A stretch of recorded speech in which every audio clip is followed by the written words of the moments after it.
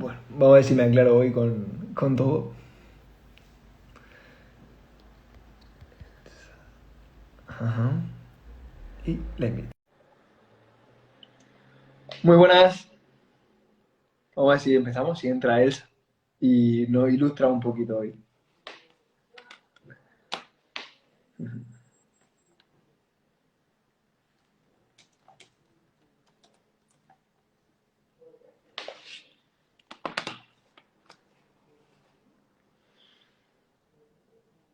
¿De dónde eres, tío? Ahí está Elsa, maravilloso.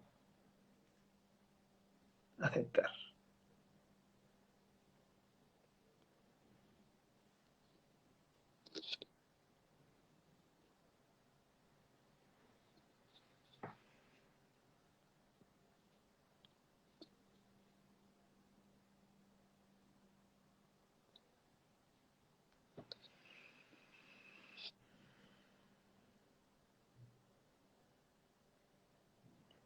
No puede unirse.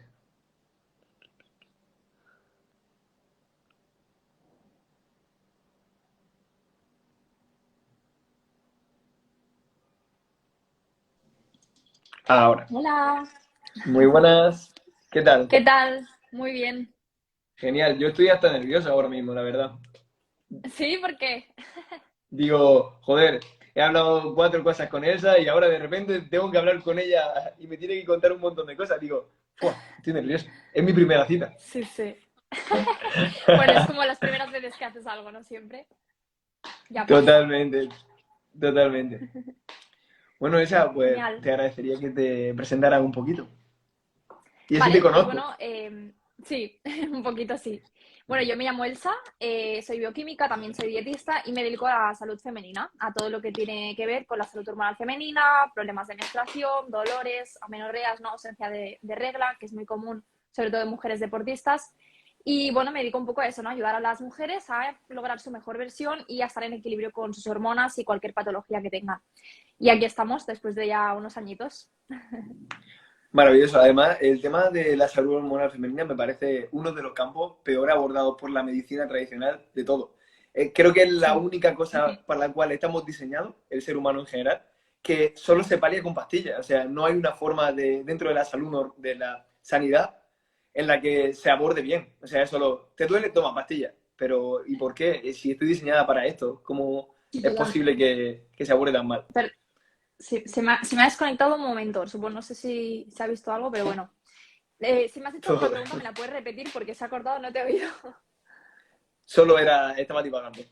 Pero Vale. hablando de salud hormonal, he Mm, visto que había hecho una cajetita de preguntas y demás hablando sobre la amenorrea. Y en esa ujú, cajita de preguntas había una que me parece especialmente relevante. Y es la ujú, de si había esperanza con 11 años dentro de una amenorrea. ujú. Pues yo la verdad es que a día de hoy no he tenido ningún caso de tantos años. El que más años he tenido ha sido de 5. Y luego sí que tuvimos también una paciente que nunca había tenido la regla. O sea, ella pasó la adolescencia y nunca la había tenido. Tenía, si no recuerdo mal, unos 19 años o así. Entonces, por lo que yo sé, sí que hay esperanza, sobre todo si se trata realmente de una menorrea hipotalámica y no estamos hablando, pues a lo mejor de una menopausia precoz o de un fallo ovárico prematuro, que se llama, si realmente es una menorrea hipotalámica, es decir, una deficiencia energética bueno, una deficiencia energética que puede venir ya no solo de la alimentación, en principio sí que siempre hay esperanza, siempre hay cosas que se pueden hacer y es más, yo invito a hacerlas, porque cuanto más se alargue, peor.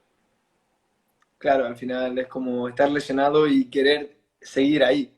Tienes que pretender salir lo Exacto. antes posible. Ujú, Porque digamos, el precio que se paga por estar en ese proceso de ujú. extremo riesgo, ¿cuáles serían? Ujú. Pues a nivel de cuando no tenemos la regla, ¿no? Que es lo que se llama una menorrea Ujú. hipotalámica, claro, no tenemos las hormonas femeninas en nuestro cuerpo, estrógenos y progesterona. Eh, no hay, básicamente, porque todo el eje hormonal está parado. Entonces, pues nos iríamos un poco a como si estuviéramos en una edad menopáusica, ya no tenemos la menstruación, ¿no? Entonces tenemos riesgo de osteoporosis, de pérdida de masa ósea, también podemos tener, ¿no? Por ejemplo, alteraciones de la libido, pues que no tengamos ningún tipo de libido, tengamos sequedad vaginal, las relaciones, pues aparte que no nos apetezcan, puedan llegar a ser dolorosas. Y luego también los estrógenos influyen en muchos otros, muchas otras partes de nuestro cuerpo, como por ejemplo la piel, el pelo, también a nivel de metabolismo, de energía.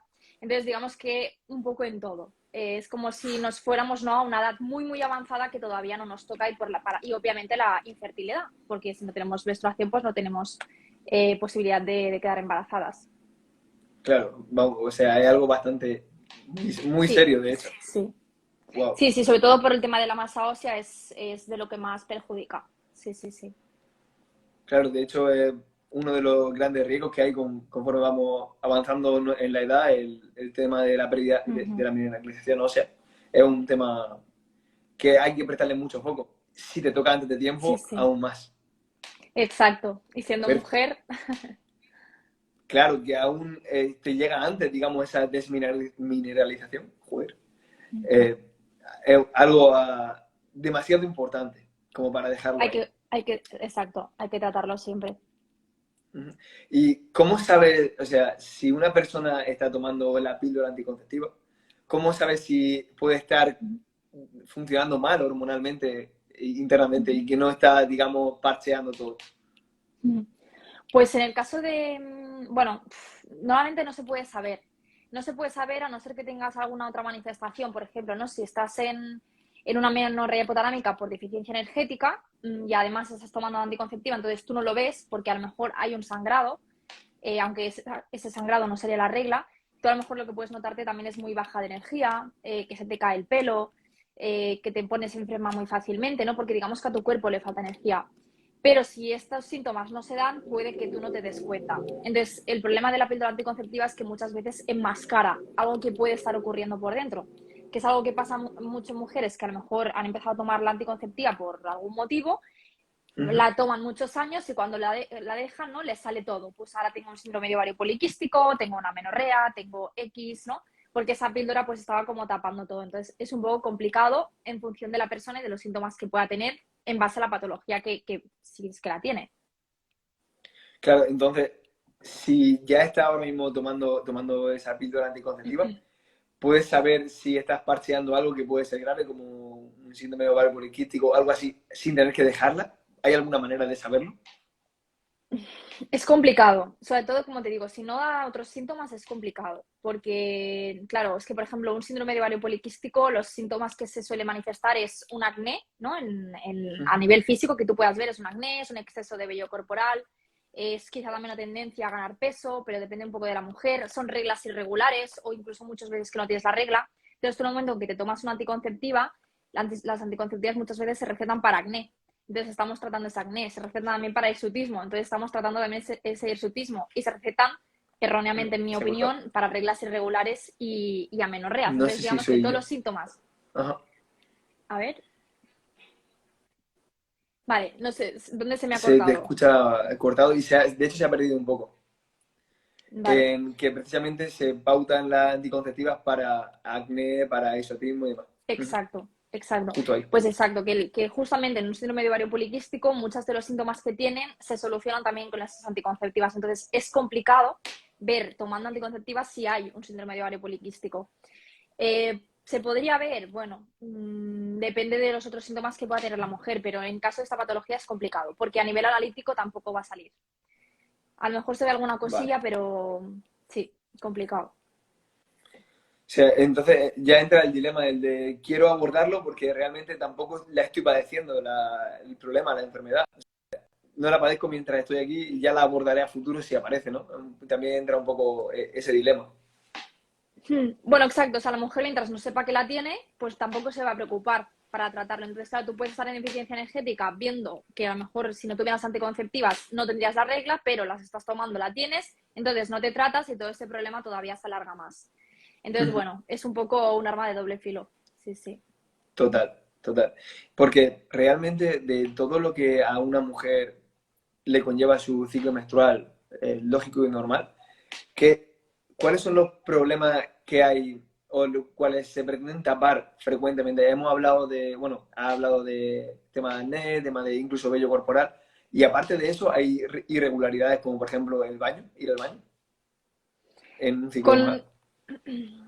em, Claro, no estaría, o sea, las irregularidades a nivel de ir al baño no estaría causado por el ciclo menstrual, sino que a lo mejor vendría más por el sistema intestinal, que a lo mejor pues hay algo que no funciona bien o hay un sobrecrecimiento bacteriano, o algún tipo de patología y eso nos genera irregularidades a la hora de ir al baño, pero no serían consecuencia del ciclo menstrual como tal. Sí es cierto que con las fluctuaciones hormonales que tenemos, a veces, por ejemplo, antes de que nos venga la regla podemos tener un pico de un poquito más de estreñimiento, justo cuando estamos menstruando podemos tener un pico de ir con más frecuencia al baño, incluso tener diarrea, ¿no? A veces, pero son momentos puntuales que entran también dentro de la normalidad, siempre que no sea algo muy exagerado o que influya en nuestra calidad de vida, digamos. Pero así como algo de, no, es que yo siempre tengo estreñimiento, probablemente venga de otro sitio que no de tu salud hormonal, digamos, a nivel Entiendo, femenino. entiendo. Sí, sí, claro. Entiendo que dentro de la persona hay, igual que a un hombre y a una mujer le puede pasar X, a una mujer le pasa igual, y aparte con sus ciclos diferentes, pues otras particularidades. De acuerdo, entonces, claro, si lo que sí escuchamos mucho, perdona la expresión de barrio y la inespecificidad, de que se sienten muy inflamadas, muy retenidas dentro de la semana previa, la semana de la regla y demás, que es algo que suele pasar, de encontrarse muy hinchada, incluso cansada con ello. ¿Habría alguna estrategia tanto de suplementación como de alimentación a implementar en ese cercano a eso para, digamos, paliar esos síntomas? Mira, ¿me puedes repetir un momento? Es que me están llamando y no sé por qué me está saliendo una notificación y se corta y no te oigo. Si me lo puedes Fallos del volver a directo. repetir, por fin. Ok, Sí, ok. sí, es que mira que lo tengo en no molestar, pero no sé por qué me sale la notificación. Perfecto. Digo que es normal, o al menos yo lo he escuchado como en mi entorno, de mujeres que se sientan muy inflamadas, incluso incómodas en las semanas previas y la semana de la regla. Si habría alguna estrategia, alguna recomendación que pudiera hacer tanto de suplementación como de estrategia nutricional. Yo que sé, una dieta baja en residuos. De ese tema se me escapa completamente. Por eso te lo lanzo a ti. Vale, Para sí. precisamente evitarlo. Sí, exacto. Dime. Normalmente lo que notamos, ¿no? Sobre todo es eso, que los días antes de la regla, incluso ya normalmente más cuando nos baja la regla, tenemos ese dolor, ¿no? Que muchas veces notamos con la menstruación. Lo primero es destacar que este dolor no es algo normal, sobre todo si nos incapacita. O sea, en el momento en que a mí el dolor menstrual me Ajá. impide hacer vida normal, eso hay que revisarlo, porque ahí puede ser que esté habiendo algo. ¿Cuándo un dolor es normal? Cuando es una molestia que, aunque la tenga, me permite seguir haciendo vida normal. O sea, en el momento en que yo me tengo que quedar en cama y no puedo moverme, eso hay que revisarlo. Entonces, ¿qué podemos hacer si tenemos dolor o incluso molestia, aunque no nos incapacite? Pues llevar una alimentación lo que se llama antiinflamatoria. O sea, ¿qué implica llevar una alimentación antiinflamatoria? Consumir suficientes frutas y verduras. Por ejemplo, a nivel de frutas, yo recomiendo mucho los frutos rojos, todo lo que son frambuesas, Ajá. moras, arándanos, etcétera, porque tienen unos componentes que se llaman bioflavonoides que nos ayudan con ese dolor menstrual. Aunque no lo recomiendo tomar todo el mes, sino ir haciendo semanas de ahora sí, ahora no, porque si no es como que el cuerpo se acostumbra. También es muy interesante el omega 3. Hay mucha gente que lo toma como suplemento, pero yo la verdad es que creo que desde la alimentación se pueden hacer bastantes cosas. El suplemento lo dejaría sobre todo para un dolor muy intenso que no mejora con la alimentación, con hábitos, etcétera, y siempre pautado por un profesional. ¿Y qué alimentos llevan omega 3? Pues todo lo que sea pescado azul, ¿no? Pues sardinas, atún, bonito también, salmón, todos esos son pescados ricos en omega 3. Y de la parte vegetal, las semillas de lino, que idealmente deberían estar molidas, y también, por ejemplo, las nueces. O sea, que ya con estos dos grupos de alimentos, ¿no? De frutos rojos más alimentos ricos en omega 3, es algo que yo ya recomiendo mucho añadir sobre todo si hay dolor, molestia, porque la verdad es que va muy bien. Yo personalmente lo he notado bastante y mis pacientes también lo han notado bastante. Sí, en una escala, en líneas generales, si le pregunto a esa particularmente, del 1 al 10, ¿cuánto se ha reducido o cuánto potencialmente se reduce numéricamente los dolores y las molestias? Pues claro, depende de la persona. Es que en temas de salud siempre depende, ¿no? Es la palabra mágica. Entonces, si a lo mejor tu dolor de regla te venía por una inflamación, ya que tu alimentación no era saludable o a lo mejor no era lo más antiinflamatoria posible, claro, puedes llegar a reducirlo mucho. Pero si a lo mejor te viene porque el problema está en que tu hígado no está funcionando muy bien y a lo mejor esa detoxificación que debería hacer de estas hormonas femeninas no se da correctamente, pues por mucho que metas alimentos antiinflamatorios, si eso no se corrige, va a seguir estando, ¿no? Entonces hay que abordarlo un poco a varios niveles, ver qué le está pasando a esa mujer y qué podemos hacer en cada caso y a partir de ahí pues ver cómo está funcionando. Pero si la causa era una mala alimentación, pues puedes llegar a reducirlo mucho. Yo, por ejemplo, en mi caso, hubo una época que estuve también con dolor menstrual, igual de un 8 de dolor he pasado a un 5, simplemente haciendo estos cambios en la Ajá. alimentación. Entonces, bueno, está bastante bien, pero siempre dependerá de la mujer. Entiendo. Bueno, de un 8 a un 5 de me incapacita a, bueno, al menos me molesta bastante, pero puedo hacer mi día. Exacto. Es, Sí, es, sí, sí. es muchísimo.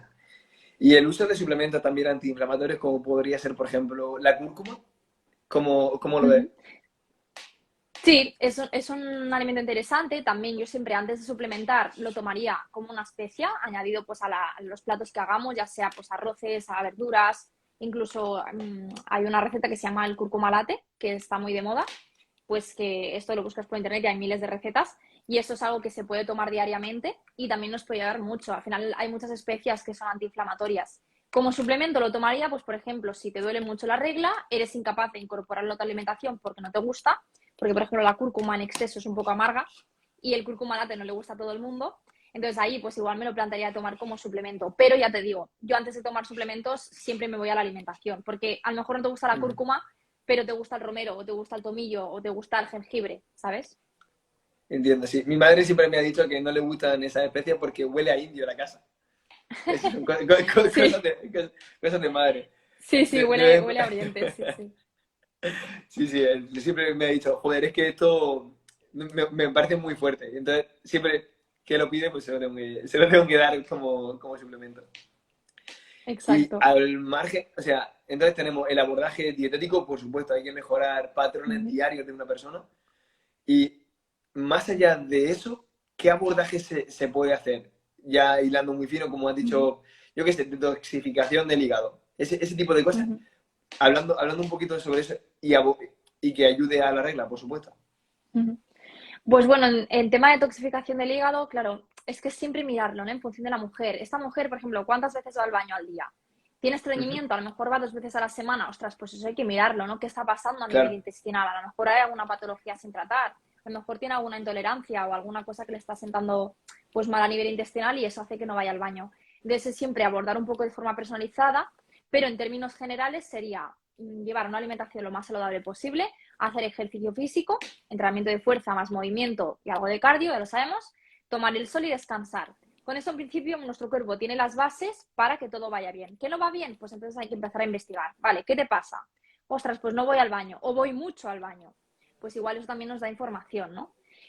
Cosas que podemos darle al hígado para que funcione mejor, es que volvemos a lo mismo. Alimentación saludable, frutas, verduras, frutos secos, omega 3 también va muy bien. También verduras tipo crucíferas, ¿no? Por ejemplo, los rabanitos, las coles, el brócoli, todo esto le va Ajá. muy bien al hígado.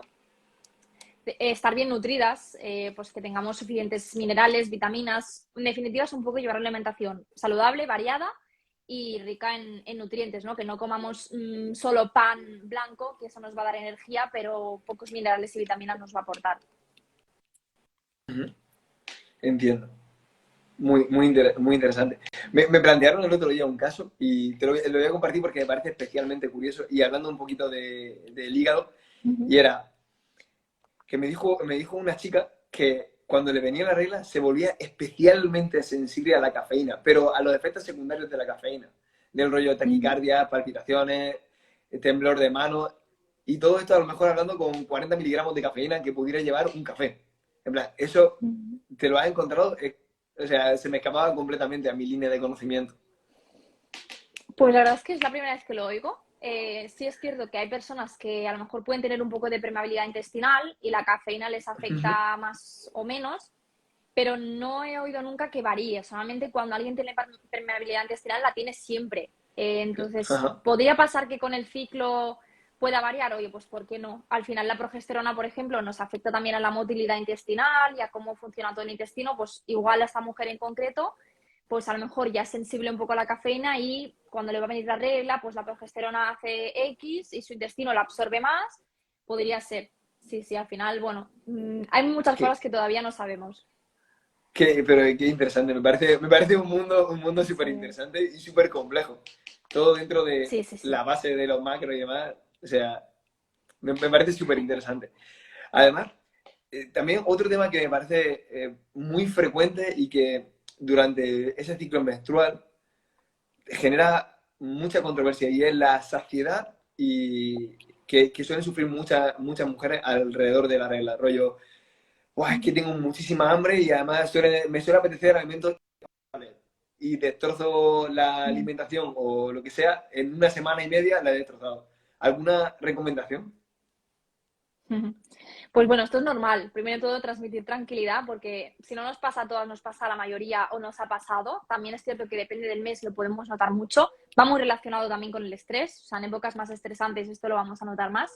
Entonces, primero entender que es normal, que no eres tú la culpable, la que está mal de la cabeza o la que está haciendo algo mal, sino que son tus hormonas, que eso ya pues de por sí relaja bastante y también saber qué pasará, que no vas a estar siempre con esta ansiedad.